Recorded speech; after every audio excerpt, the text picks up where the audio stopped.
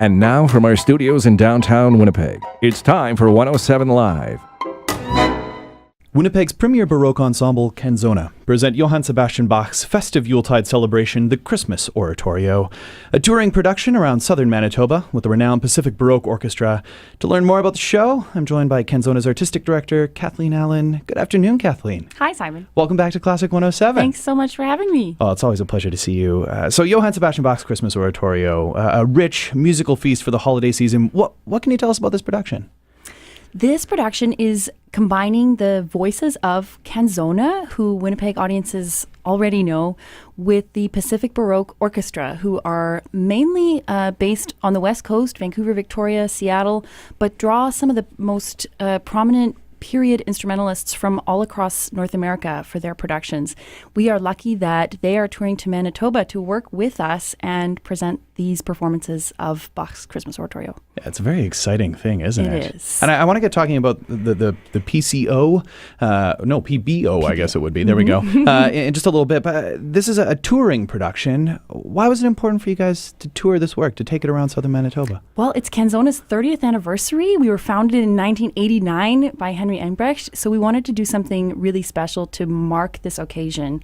So the visit of the PBO is a huge deal, and we didn't want to just do one performance. We wanted to share this as widely as we could, so we're doing 4 performances. It also feels so appropriate being the holiday season, the gift of song and music traveling around southern Manitoba. I'm sure everybody's... We want to spread it wide. Oh, no exactly. Kidding. So Bach's Christmas Oratorio, one of the grand masterworks. Is this something you've conducted before? I have. I did parts 1, 2, and 3 in Tokyo a few years ago, really? Actually. It was with a modern orchestra and a very large symphonic choir. So this will be a much more intimate kind of performance with a small Baroque orchestra, period instruments, and the 22 professional voices of Canzona. Can you talk a little bit about how that differs? Like, does that change your interpretation or how you tackle the work with the smaller ensemble and the period instruments? A little bit.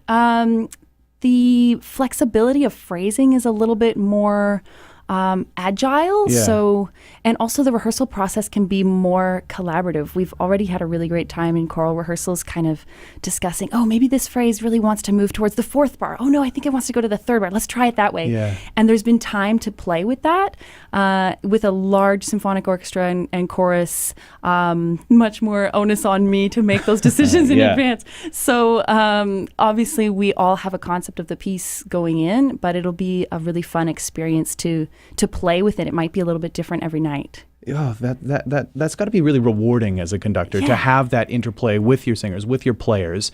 And you're joined by a pretty stellar cast of soloists. Who's going to be singing with you guys? Tracy Dahl, a Winnipeg icon, is working with Canzona for the first time. We're so excited to have has she worked before? I don't believe so. Well, what a 30th celebration. Exactly. We wanted to mark it with something really special.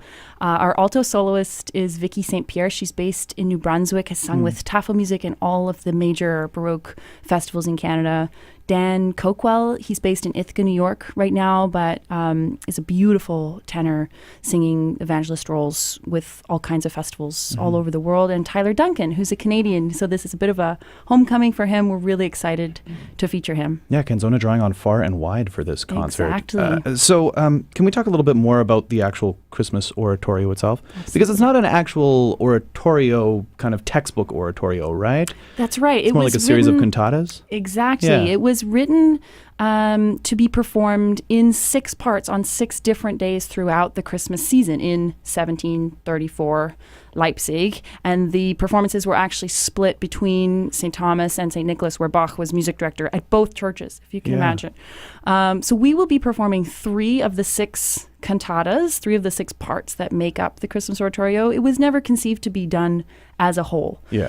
So we're featuring kind of the beginning, the middle, and the end. They're the parts that highlight the trumpet fanfare, the really celebratory Christmassy movements. So it'll put people in the spirit. Exactly. That's for sure.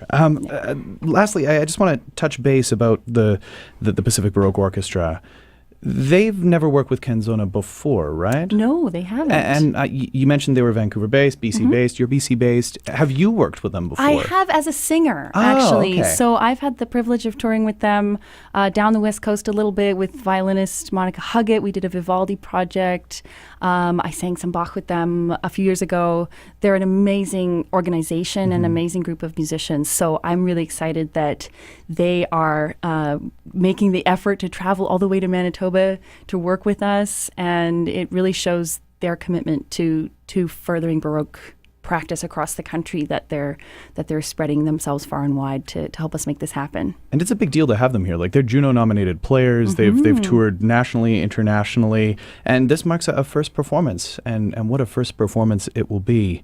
Bach's Christmas Oratorio really is a must-listen, I imagine, for many this time of the year.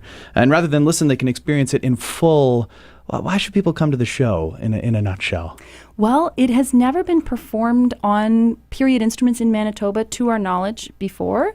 I think you really will notice the difference. The pitch is a little bit lower, and even if you don't have perfect pitch, you might notice a sort of warmer color, a more relaxed feeling about the whole performance. The strings don't use metal strings, so they have a much more mellow sound. The Baroque trumpets are kind of more less brash in a way. They're sort of more they have a warmer color. It's the only way I can think to describe it. So I think it will be a really special experience to experience live. A little bit of warmth goes a long way in Manitoba in December. Especially at this time of year, yes. I'm sure people are looking forward to it. So hanging out in the back of the studio this whole time have been 4 members of Canzona who are going to give us a little sampling of Bach's music. Who's all here? We have Jane Fingler, soprano, Carla Ferguson, alto, Aaron Hutton, tenor, and Ben Craker, bass. Well, thanks for hanging out, guys. What are you guys going to be singing? I guess that's the We other are going to question. sing a chorale from part 3 of the oratorio. Excellent. So while you guys set up, I will let all of those listening know that Canzona's tour of Bach's Christmas Oratorio with the Pacific Baroque Orchestra begins in Brandon. That's tomorrow, Tuesday, December 4th. Comes to Winnipeg on Friday, Gretna on Saturday, and Steinbach on Sunday. For more information, you can visit canzona.ca. And I'll let you guys take it away from here.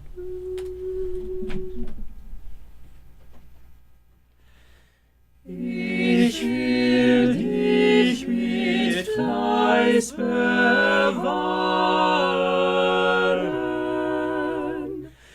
Ich will dir leben hier. Dir will ich abfahren. Mit dir will ich endlich schweben, voller Freud ohne Zeit,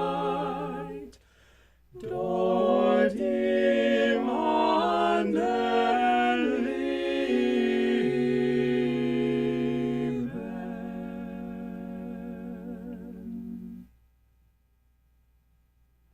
Members of Canzona, Jane, Carla, Aaron, and Ben, led by Kathleen Allan in the Diamond Lane for a performance. Thanks so much for coming in, guys. Thank you so much. From our studios in downtown Winnipeg, you've been listening to 107 Live, Classic 107's intimate concert series, the soundtrack for your life.